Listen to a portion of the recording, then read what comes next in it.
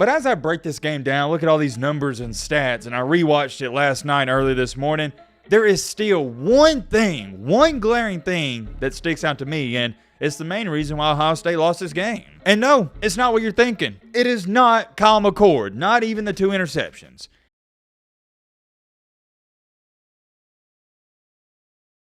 Whoa, hold on. I know what all you're sitting there saying. Matt, what in the crap is this? We're waiting for the Week 13 recap. And I know.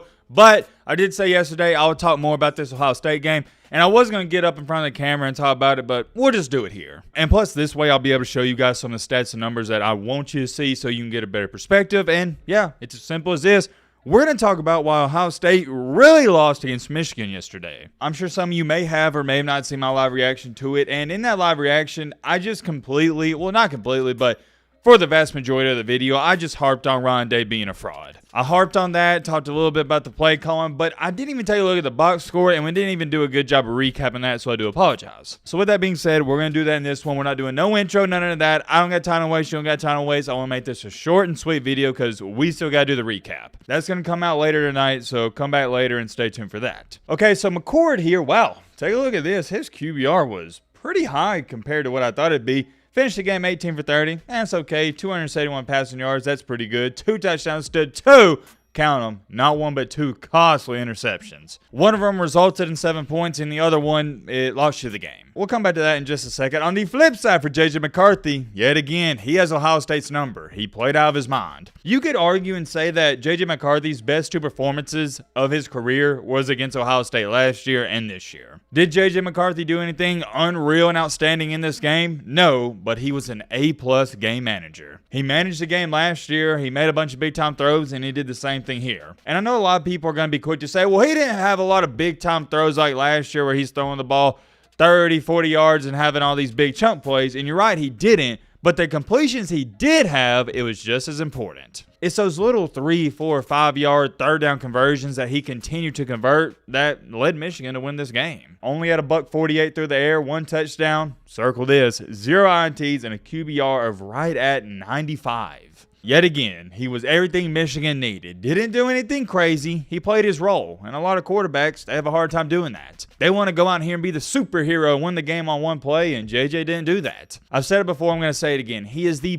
perfect and ideal quarterback for Michigan football. Doesn't mind handing the ball off, and whenever you need him to make a big-time throw, he can make it. I love me some JJ McCarthy. Been high on this kid ever since he was a freshman, and I was advocating for him to start over Cade McNamara years ago. Because I knew McNamara was good enough to potentially lead you to a Big Ten championship, but not good enough to win a national championship. I always felt like McCarthy could take it to the next level. And he has done that. Can Michigan win a championship? I guess we'll have to wait and see. Outside the 2 interceptions for McCord, though, I thought he played pretty good, and he made a lot of big-time throws, but it's just hard to overcome 2 interceptions. We'll get back to the quarterbacks in just a second. I got more to say on them. As far as it goes for the... hold on. I want to see how many rushing yards Ohio State had. Okay, they had 107 rushing yards. Not what you like to see, and Michigan only had about 56. Not bad for Michigan. They averaged right at 4 yards per carry, and Ohio State did a really good job of containing them. I was beyond impressed with Ohio State's front 7. They held Michigan in check. Total yards, as you can see right here, Ohio State had more, 378 to Michigan's 338. And as you continue to see here, Ohio State was pretty much better at everything. First downs, third down efficiency. Oh yeah, fourth down, that was big. Ohio State, as you see, 0 for 0. Michigan, 3 for 3. That was big. I wonder what the penalties wound up being. Do they get? Yeah. Only 1 penalty for Ohio State, 3 for Michigan. That's what I like to see. I don't like to see a game where a lot of flags are thrown. Let the kids play. And I don't even think they were just quote-unquote letting the kids play. I think it was good, clean football all around. All in all, from an entertainment perspective, it was an outstanding game to watch. It sucks that a certain fan base has to come out on the losing side of it, but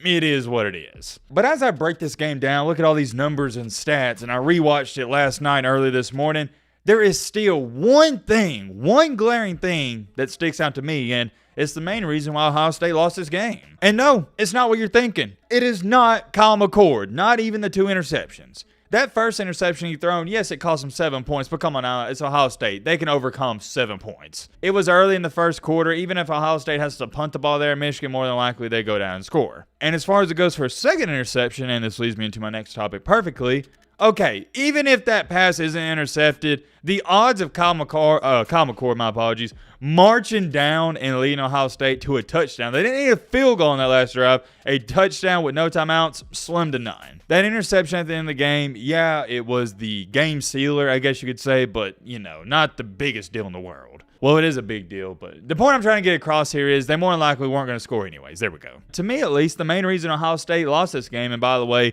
Ohio State has way more talent than Michigan, is for this reason right here. Yet again, for the third straight game against Michigan, Ohio State got out-coached. You can't make it up. And I wish I could act like I'm shocked about this, but I'm not. And the funny thing about this is Ohio State got out-coached by an interim head coach, with all due respect. Sherrone Moore has done a heck of a job for Michigan, and I'm happy for him, and I'm happy for the players. I really am, because they're not involved in all of this.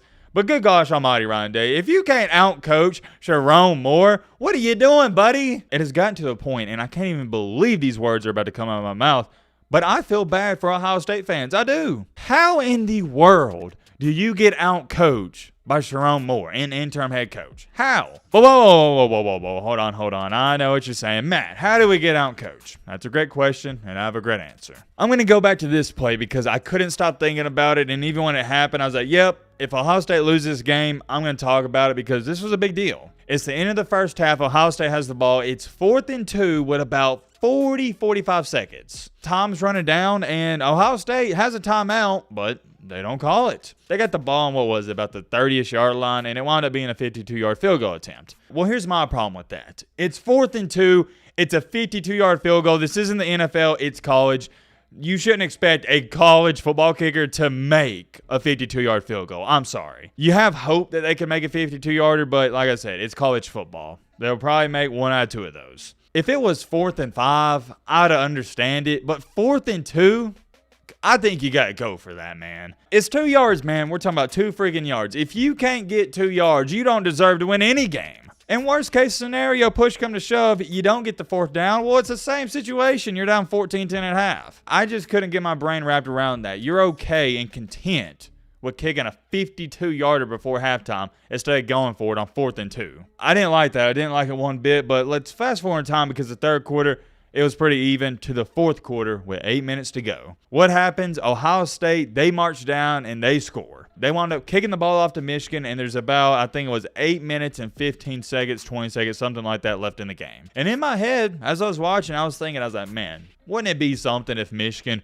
ran the ball every single play here and milked the clock and punted it with about 2 minutes to go, and Ohio State has to have a last-second drive to even try to win this thing, and that's exactly what happened. Look at this right here, man. Michigan went on a 13-play, 56-yard drive, and it ate up 7 minutes of clock. 7 freaking minutes. That right there, to me at least, is why you lost this game. You allowed Michigan to eat up 7 minutes and get a field goal. Granted, on this drive, yeah, Michigan passed a couple of times, but more times than not, you knew they were going to run the ball. And every single time they passed on this drive, what happened? It was J.J. McCarthy not making a 30-yard pass, but making those pristine and prestigious 4, 5-yard, 6-yard dump-off passes, and they were accurate. Show it to you right here, 3rd and 2. What happens? J.J. McCarthy completes a pass to Cornelius Johnson for 3 yards. Another one right here, 2nd and 6. J.J. McCarthy completes another pass to Cornelius Johnson for 5 yards. And, of course, that got it to 3rd and 1, and, of course, we know in 3rd and 1, Blake Corum going to take care of the rest. It came down to this yet again for Ohio State in the game.